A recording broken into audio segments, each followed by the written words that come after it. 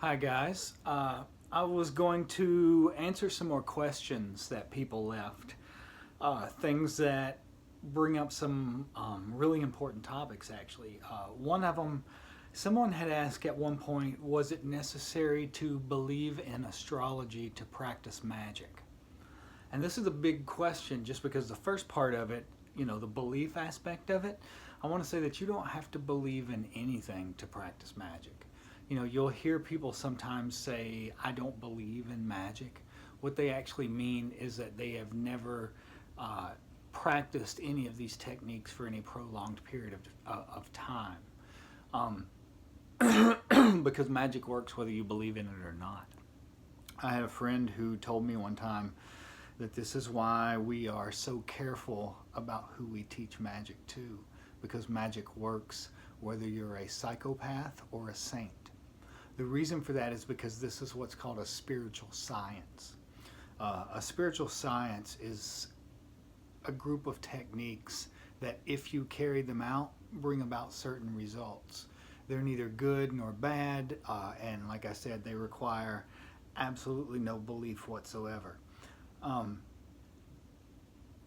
but the thing about belief, this is also why you don't find magicians on street corners handing out pamphlets or going and knocking on people's houses door to door trying to get people to convert to magic.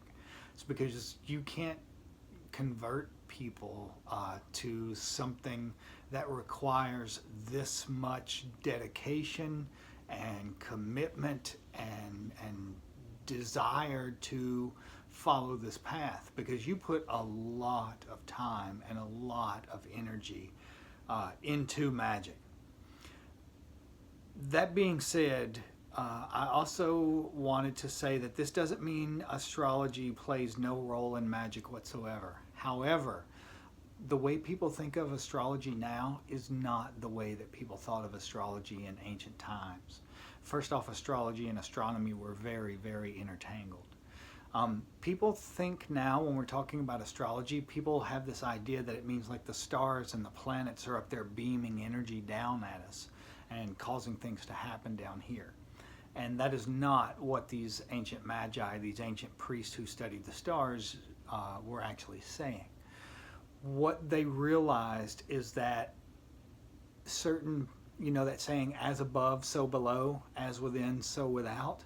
What that means is that by studying the patterns that are taking place in the heavens, we can come to understand patterns that are taking shape and passing through us, because the patterns of our energy mirror exactly the patterns of above, as above, so below. So kind of what they're doing is studying themselves by studying the stars. uh, Also, not only is magic based upon the study of the stars, that's why it's called astrotheurgy. Uh, all religion in the West, I don't know about the East. I am not an expert on, Taoism and Hinduism and things like that, but Judaism, Christianity, Islam, all the way back to the polytheistic religions of ancient Sumeria. Uh, all these spiritual traditions of the West are based upon the stars. We have always known that.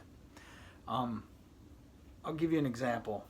This right here, if you can see it, and it will also be on the cover of my next book, the one that comes out in July, Angels and Archangels.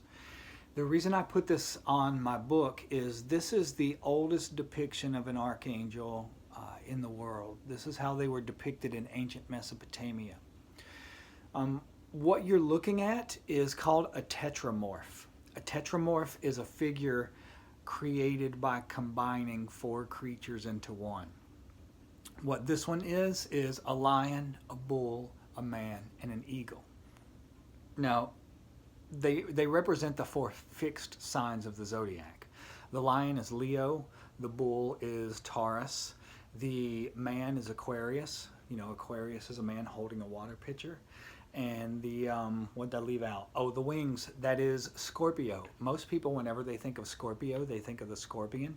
The phoenix and the eagle are also symbols of Scorpio. So this represents the 4 fixed signs of the zodiac.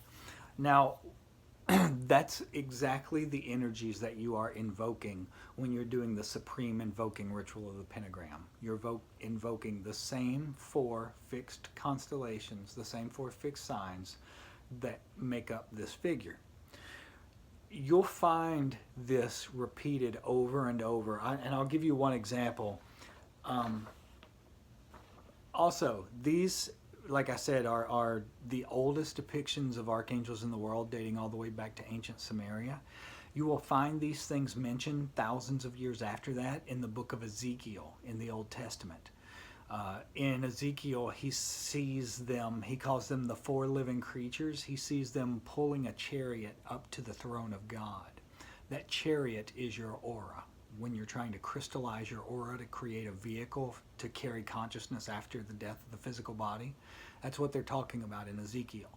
You'll see him mentioned thousands of years later again in the book of Revelation, when St. John says he sees these things, these 4 living creatures standing before the throne of God and weeping, saying, "Who can open the scrolls? No one can be found who can open the scrolls." What that means is we will come into a time in history where this information has been forgotten. These people who created this, they knew that one day, not only was astrology not what people think of it as now, but neither was art. You know, they considered art a vehicle to crystallize information and pass it on to future civilizations and generations. They knew a day would come when their language was not spoken anymore, when nobody could read their language.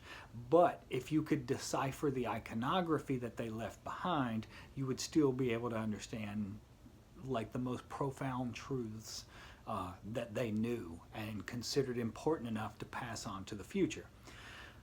Eventually, art became more like cultural cannibalism. You know, people making political commentary or talking about feelings or something like that. It is not the same as it once was. And you will find this a lot of times. You could not talk about magic. Like in the Renaissance, you could not talk about magic without being burned at the stake or killed in some way. But you could paint images that would pass this information on. Now, I told you this is the lion, the bull, the eagle, and the man. You'll see this in Christianity. Like Christian art in the Renaissance, you'll see at the 4 corners the lion, the bull, the eagle, and the man. The Tetra Morph. So you find these things mentioned in the Old Testament, you find them in the New Testament, you see them in art throughout the world. This is the badges worn by American troops who went into Iraq. You see it's right there on theirs. You find this on Iraqi money. But what I mean about how all religions are based on the stars, this was the ancient Sumerian symbol, cuneiform, for both star and God. What they were telling us, even all the way back then, is that these deities were the intelligences behind the stars. That's what angels are now in modern day Christianity. But all of these later religions like Judaism and Islam and Christianity, all they did was took these same teachings and told them in a slightly different way. You know, what I mean when I say they're about the stars is like when you're reading about Jesus and the 12 disciples, you're reading about the sun and the 12 constellations of the Zodiac. The whole thing that never makes sense about the virgin birth is that they're not talking about a woman who's never had sex. They never were. They're talking about the constellation of Virgo, which is represented by the Virgin. You know, this is why one of the things that set me off on this path of learning this stuff is trying to figure out why all of these ancient kings and all of these figures left behind had these bull horns on their head. Turns out it's because of something called the Precession of the Equinoxes, which I had never heard of before. But what it means is that if you stand facing east at the spring equinox, you will see the sun rise in the same constellation of the Zodiac for 2,150 years. So at the time that these people, that polytheism ruled the world, if you would have stood facing east on the spring equinox around March 20th and watched the sunrise, you would have seen the sunrise in the constellation of Taurus for that 2,150 years. Skip ahead 2,150 years after that, and if you stood facing east, you would have seen the sunrise in the constellation of Aries. This is why the ram symbolism is so prevalent in Judaism. You know, things like playing the ram's horn, or God sending a ram to Abraham so that he doesn't sacrifice his son Isaac. It's why Moses gets so upset about people worshiping the golden calf when he comes off the mountain. The golden calf represents them trying to go back to the time of Taurus when they were supposed to be in Aries. By the time Christianity rolls around, we are in the time of Pisces, which is represented by two fish. This is why Jesus called his disciples fishers of men. It's why he fed the multitudes with two fish. Fish symbolism is all throughout the stuff. At one point, he tells his disciples, I'm going to leave you. And they say, well, what do we do? He says, follow the man with the water pitcher into his house. Well, men did not carry water in those days. That was the women's job. But the sign of Aquarius is a bearded man holding a water pitcher. So he was telling them the sun will move from Pisces into Aquarius, which is where we're moving into now. Actually, we started that about a little over 100 years ago. I'm going to cut this short because I could go on and on about this for quite a while. I hope you guys are doing well, and I will talk to you back here tomorrow. Bye-bye.